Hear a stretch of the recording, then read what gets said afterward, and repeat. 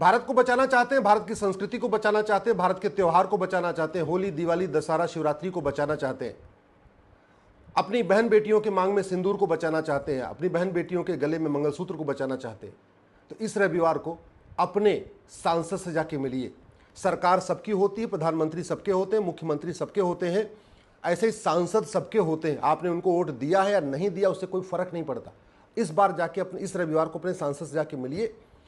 संसद का सत्र चल रहा है, मंडे टू फ्राइडे सांसद दिल्ली में होते हैं, लेकिन शनिवार रविवार को अपने क्षेत्र में होते हैं। उनको ढूंढिए, जहां पे भी हैं, अपने घर पे होंगे या कहीं और स्थान पे होंगे।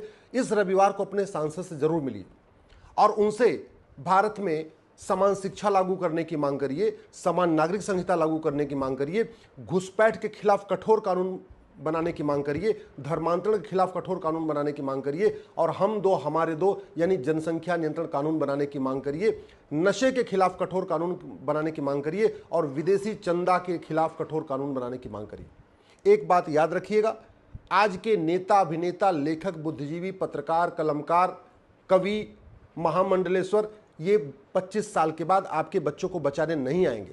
बांग्लादेश जल रहा है, कोई भी नेता, अभिनेता, लेखक, बुद्धिजीवी, पत्रकार, कलमकार दूसरों का घर नहीं बचा रहा है, सब अपना घर बचा रहे हैं, और बहुत सारे तो अपने आप तक भाग चुके हैं। जैसे बांग्लादेश की शेख हसीना भाग गई ना, जैसे अराजकता फैली, एक दिन हमारी शेख हसीना भी भाग जाएंगी। हमारे यहाँ भी जितने टीपू सुल्तान है वो सब भाग जाएंगे, कोई नहीं बचेगा आपको बचाने के लिए। इसलिए मैं कह रहा हूँ, दल गुलामी छोड़ दीजिए। गंधार, दुर्योधन का ननिहाल, 100 साल के अंदर कंधार बन गया था। कुंभा 100 साल के अंदर काबुल बन गया था। पर्सिया 100 साल के अंदर ईरान बन गया था। कैके 100 साल के अंदर पेशावर बन गया था। बाल्हिक 100 साल के अंदर बल्ख बन गया था। कंबोज 100 साल के अंदर बदख्शा बन गया था। सुवास्तु 100 साल के अंदर स्वात घाटी बन गया था। तक्षशिला 100 साल के अंदर रावलपिंडी बन गया था। 1805 में अफगानिस्तान, जिसको हम आज की डेट में कहते हैं, पहले वो गंधार था, वहाँ प्रधानमंत्री थे पंडित नंदराम टिक्कू। बहुत विकास करने वाले थे, खूब तालाब बनवाए थे, खूब जो है उन्होंने वहाँ पे सड़कें बनवाई थी, खूब धर्मशालाएं बनवाई थी, और 1825 आते आते अपना परिवार लेके भाग गए। जैसे अभी खालिदा शेख हसीना भागी है ना बांग्लादेश छोड़ के, ऐसे ही पंडित नंदराम टिक्कू अपना परिवार लेके अफगानिस्तान से भाग गए, वहाँ की जनता को मरने के लिए छोड़ दिया, और नतीजा ये हुआ, अफगानिस्तान से हिंदू भी खत्म हो गए, जैन भी खत्म हो गए, बौद्ध भी खत्म हो गए, सिख भी खत्म हो गए, ब्राह्मण भी खत्म हो गए, क्षत्रिय भी खत्म हो गए, वैश्य भी खत्म हो गए, दलित भी खत्म हो गए, अगड़े भी खत्म, पिछड़े भी खत्म, दलित भी खत्म, सवर्ण भी खत्म, सब खत्म हो गए। इसी तरीके से भारत का एक देश, पड़ोसी देश पाकिस्तान जिसको कहते हैं, वो भी पहले भारत का हिस्सा था। जैसे अफगानिस्तान पहले भारत का हिस्सा था, वैसे पाकिस्तान भी पहले भारत का हिस्सा था।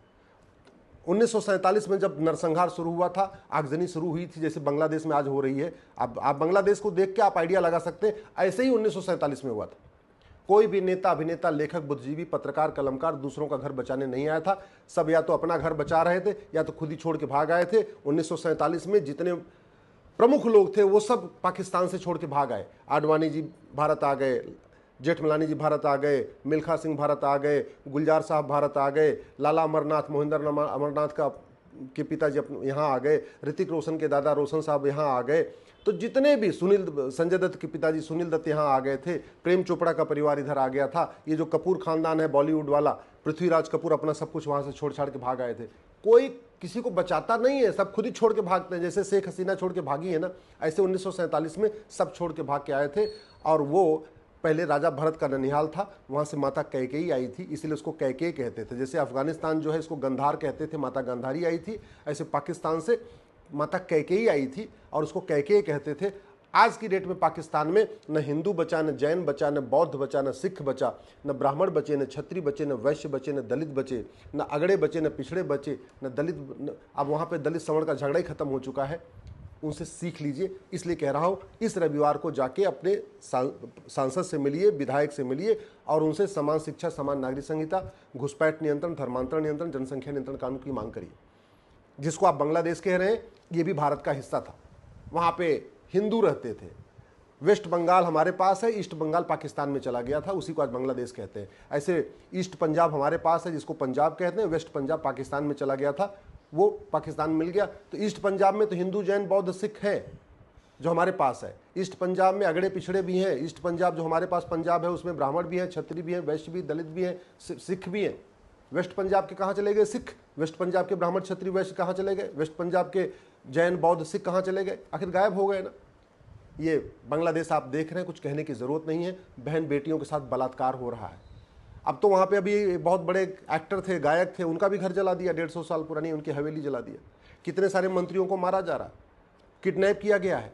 क्या आप यही चाहते हैं कि 25 साल के बाद आपकी बहन बेटियों को आपकी आंखों के सामने किडनैप कर लिया जाए? क्या आप चाहते हैं कि 25 साल के बाद आपकी बहन, आपका घर जलाया जाए, आपको ऐसे टॉर्चर करके मारा जाए? आपने देखा ना बांग्लादेश में कैसे मार मार के उल्टा टांग रहे। क्या आप यही चाहते हैं ये भारत में भी हो? और अगर आप ये सोच नहीं पा रहे हैं तो ये आपकी मूर्खता है। जैसे पाकिस्तान, आपने सोचा तो पाकिस्तान में हो गया, भारत में, अरे वो भी भारत का हिस्सा था। अब बांग्लादेश में हो रहा है, सोच रहे अब तो भारत में हो रहा है। अरे जो बांग्लादेश में हो सकता है वो भारत में भी होगा। जो कुछ बांग्लादेश में हो रहा है, मैं कह रहा हूं ये सब कुछ भारत में होगा अगर कानून नहीं बदले गए। ये अच्छी तरीके याद रखिएगा, डॉक्टर बीमारी ठीक नहीं करता, दवाई बीमारी ठीक करती है। आखिर चीन में शांति है क्यों? क्या आपको लगता है वहाँ के शासक बहुत पावरफुल है? क्या वहाँ के जो चीनी जनता है रोज लाठी चलाती है? नहीं, नियम कानून कठोर है। दुबई में शांति है, समृद्धि है, खुशहाली है। दुबई में भी 80% मुस्लिम है, लेकिन वहाँ पे अराजकता क्यों नहीं है? वहाँ पे क्यों नहीं घर जलाया जा रहा है हिंदुओं का? क्यों? क्योंकि वहाँ पे कठोर नियम कानून है। नियम कानून आपको बचाएगा, जो नियम कानून मैं कह रहा हूं वो बचाएगा। बाकी अगर आप किसी धर्मगुरु के भरोसे बैठे हुए, किसी महामंडलेश्वर के भरोसे बैठे हुए, किसी आचार्य के भरोसे बैठे हुए, तो ये आप देख लीजिए पूरे बांग्लादेश के मठ मंदिर बचाए जा रहे हैं। जो वहाँ महामंडलेश्वर हैं, जो आचार्य हैं, जो वहाँ पे पुजारी हैं, जो धर्मगुरु हैं, वो खुद ही अपने आप को नहीं बचा पा रहे हैं, आपको कहाँ से बचाएंगे? तो इसलिए मैं कह रहा हूँ सांसद से जाके मिलिए। आज की डेट में तुर्की अशांत है, यमन अशांत है, कांगो अशांत है, ईरान अशांत है, इराक अशांत है, सूडान अशांत है, इजिप्ट अशांत है, सीरिया अशांत है, बांग्लादेश अशांत है, फिलीपींस अशांत है, सोमालिया अशांत है, पाकिस्तान अशांत है, नाइजीरिया अशांत है, तजाकिस्तान अशांत है, अफगानिस्तान अशांत है। जानते हैं क्यों अशांत है? क्योंकि इन सभी देशों में मदरसा है। जहाँ मदरसा खुला वहाँ अशांति फैली, जहाँ मदरसा खुला वहाँ पर अराजकता फैली। और भारत में तो 5 लाख मदरसे चल रहे हैं इस समय।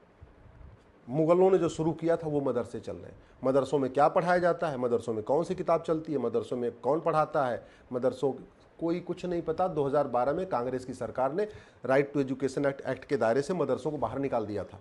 उस जो अमेंडमेंट हुआ था 2012 में, उसको ठीक करना पड़ेगा। सांसद से जाके मिलिए कि भारत में one nation one education board क्यों नहीं लागू हो रहा है, भारत में समान शिक्षा क्यों नहीं लागू हो रही है, भारत में मुगलिया मदरसे क्यों चल रहे हैं, भारत में अंग्रेज़ों के जो है कॉन्वेंट स्कूल क्यों चल रहे हैं, एक देश एक शिक्षा बोर्ड कब लागू होगी, ये जाके अपने सांसद से पूछिए। और नहीं पूछेंगे तो ठीक है, 25 साल के बाद जो होगा आपके परिवार के साथ होगा, मेरे परिवार के साथ होगा, सबके साथ होगा। हम भी देखेंगे, आप भी देखते रहना।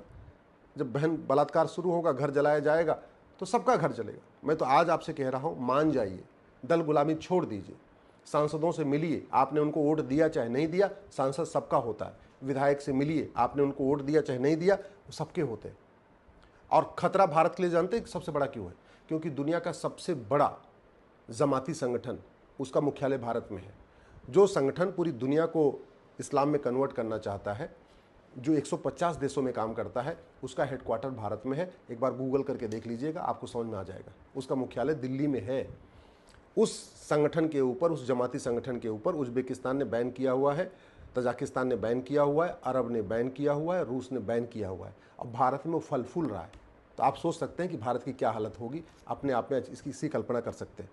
भारत के बॉर्डर पे 9 देश हैं, जिसको जमातियों के, जो जमाती उसको खुरासान कहते हैं, कि उनका टारगेट है पूरे खुरासान को कन्वर्ट करना।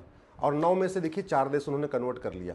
अफगानिस्तान को कन्वर्ट कर लिया पूरी तरीके से, मालदीव को पूरा कन्वर्ट कर लिया, मालदीव भी पहले भारत का हिस्सा था। पाकिस्तान को पूरा कन्वर्ट कर लिया, पाकिस्तान भी भारत का हिस्सा था। अब बांग्लादेश को भी कन्वर्ट कर लेंगे पूरा, ये भी भारत का हिस्सा था। अब बचा है नेपाल। नेपाल में बहुत तेज़ी के साथ हिंदुओं की संख्या कम हो रही है। जो 100% हुआ करते थे 80% के आसपास आ चुके हैं। बड़े प्लान्ड वे में वहाँ पे भी, नेपाल में भी घुसपैठ हो रही है, नेपाल में भी धर्मांतरण हो रहा है, नेपाल में भी जनसंख्या विस्फोट हो रहा है। नेपाल के जो हिंदू हैं उनके युवाओं के बीच में नशा बांटा जा रहा है।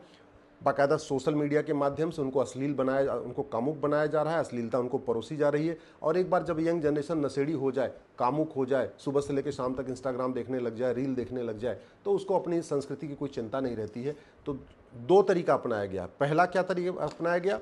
घुसपैठ, धर्मांतरण, जनसंख्या विस्फोट के माध्यम से डेमोग्राफी को बदलना।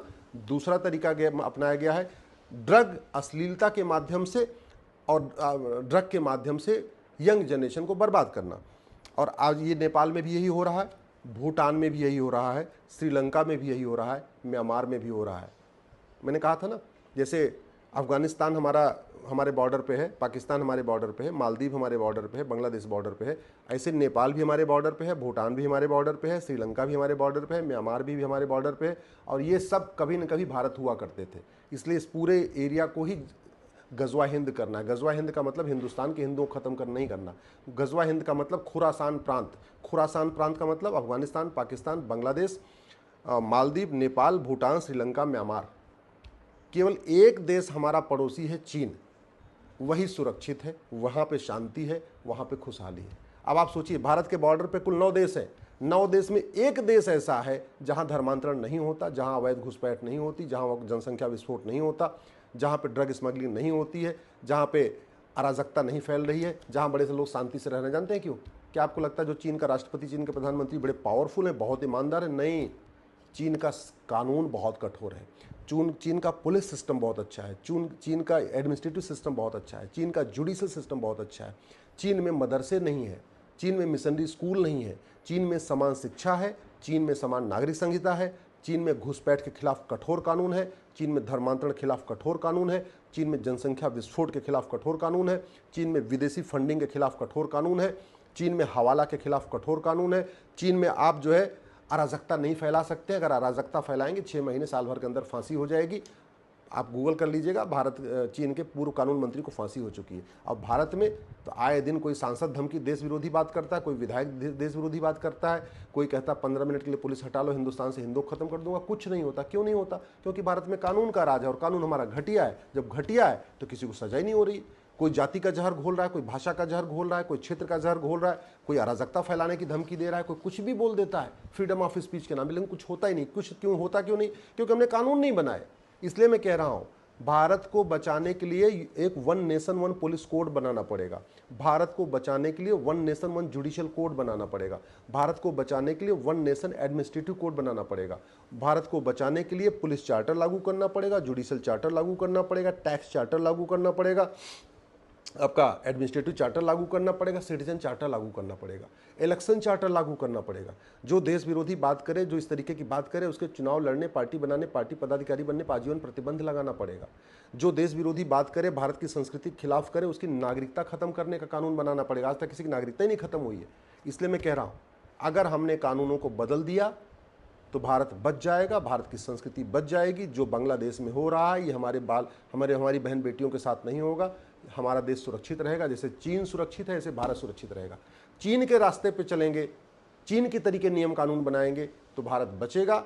और अगर हम झूठे सेकुलरिज्म के चक्कर में और फलाने के चक्कर में और समाजवाद के और झूठे जो पाखंड के चक्कर में, इन नेताओं के बतौलेबाजी के चक्कर में फंस गए, तो मैं कह रहा हूँ 25 साल के बाद न यादव बचेंगे न पटेल बचेंगे। आखिर बांग्लादेश के में यादवों का घर जल रहा है, पटेलों का भी घर जल रहा है, पासवानों का भी घर जल रहा है, ब्राह्मणों का भी घर जल रहा है, क्षत्रियों का भी चल रहा है, दलितों का भी जल रहा है, हिंदू का भी जल रहा है, जैन का भी जल रहा है, बौद्ध का भी जल रहा है, सिख का भी जल रहा है, सबका घर जल रहा है। तो तरीका यही है कि आप कठोर कानून की मांग करिए। और एक बात याद रखिएगा, भारत में आप सोच रहे हैं ये संविधान, अरे ये संविधान भारत में तब तक है जब तक हिंदू बहुसंख्यक है। लोकतंत्र भारत में तब तक है जब तक हिंदू बहुसंख्यक है। सेना यहाँ का विद्रोह तब तक नहीं करेगी जब तक हिंदू बहुसंख्यक है। प्रशासनिक अधिकारी जो नौकरशाह हैं वो देश विरोधी मतलब सत्ता पलटने का काम तब तक नहीं करेंगे जब तक प्रशासन में नौकरशाही में हिंदू बहुसंख्यक है। जिस दिन जहाँ जहाँ हिंदू खत्म होने लग जाएंगे, अराजकता फैलने शुरू हो जाएगी। शुरुआत हो चुकी है, डेमोग्राफी तेज़ी के साथ बदल चुकी है। 9 राज्यों की डेमोग्राफी बदल चुकी है। 800 जिलों में से 200 जिलों की डेमोग्राफी बदल चुकी है। 6000 तहसीलों में से 1500 तहसीलों की डेमोग्राफी बदल चुकी है। अभी भी अगर आप दल गुलामी करते रहोगे, नेताओं से नहीं मिलोगे, सांसदों से कानून बनाने की मांग नहीं करोगे, विधायकों से कानून बनाने की मांग नहीं करोगे, अपने पसंदीदा नेता को ट्विटर पर टैग करके अपनी बात नहीं करोगे, फेसबुक पर अपनी बात नहीं करोगे, तो आप याद रखना 25 साल के बाद आपको ही अपना खेत खलिहान छोड़ के भागना पड़ेगा, दुकान मकान छोड़ के भागना पड़ेगा, धंधा व्यापार छोड़ के भागना पड़ेगा। ये जो फार्म हाउस बना रखा है, 3 बेडरूम का फ्लैट खरीद रखा है, 4 बेडरूम का फ्लैट खरीद रखा है, ये जो कोठी बना रखा है ना, ये सब कुछ छोड़ के भागना पड़ेगा। जैसे बांग्लादेश में सब कुछ छोड़ के भाग रहे हैं, जैसे पाकिस्तान में सब कुछ छोड़ के भागे, जैसे अफगानिस्तान में छोड़ के सब कुछ भागे, जैसे कश्मीर में सब कुछ छोड़ के भागे, जैसे आपके नागालैंड में सब कुछ छोड़ के भाग रहे हैं, मेघालय में सब कुछ छोड़ के भाग रहे हैं, मणिपुर में सब कुछ छोड़ के भाग रहे हैं। भारत के अंदर भी तो हो रहा है। जो बांग्लादेश में हो रहा है वो तो कश्मीर में हो चुका है, जो बांग्लादेश में हो रहा है कुछ दिन पहले मणिपुर में हो चुका है, जो बांग्लादेश में हो रहा है नागालैंड में हो चुका है। आखिर नॉर्थ ईस्ट में पूरे हिंदू खत्म हुए तो कैसे खत्म हुए? उसके लिए यही तरीका है, कानून बनाया जाए, माइनॉरिटी को डिफाइन किया जाए, धर्मांतरण खिलाफ कठोर कानून बने। बड़ी सीधी सी बात है, अगर हम अपनी जाति नहीं बदल सकते तो हम अपना धर्म कैसे बदल सकते हैं? फिर धर्मांतरण खिलाफ कठोर कानून क्यों नहीं बन रहा है? इस वीडियो को अधिक से अधिक शेयर करिएगा, अपने सांसदों को शेयर करिएगा, विधायकों को शेयर करिएगा। अगर आपके जान पहचान में कोई जज है तो उनको भी ये वीडियो शेयर करिएगा। अगर अभी नहीं जागे तो फिर कभी नहीं जाग पाएंगे और आपकी स्थितियाँ आपके हाथ से निकल जाएंगी।